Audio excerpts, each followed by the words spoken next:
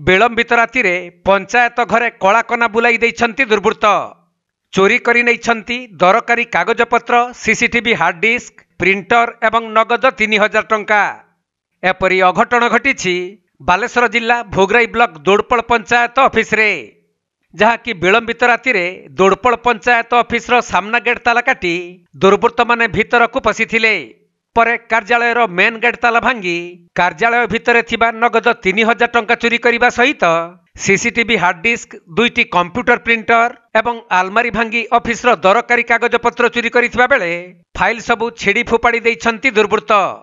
तेबे सकाळे सरपंच कार्यालय को आसी ऑफिस रो ताला भांगी चोरी होइथिबा जानिबा को पाई समस्त वार्ड मेंबर और ग्रामवासी को एही खबर देबा सहित थाना को मध्य जणाइथिले।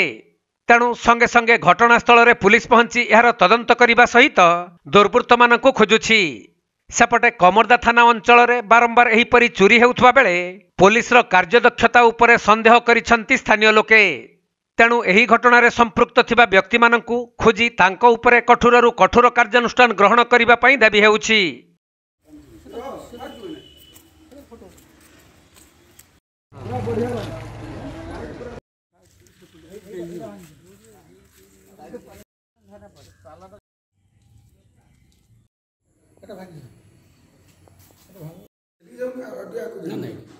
बालेश्वर जिला भोगराई चंदन कुमार दास रिपोर्ट, कोणार्क लाइव।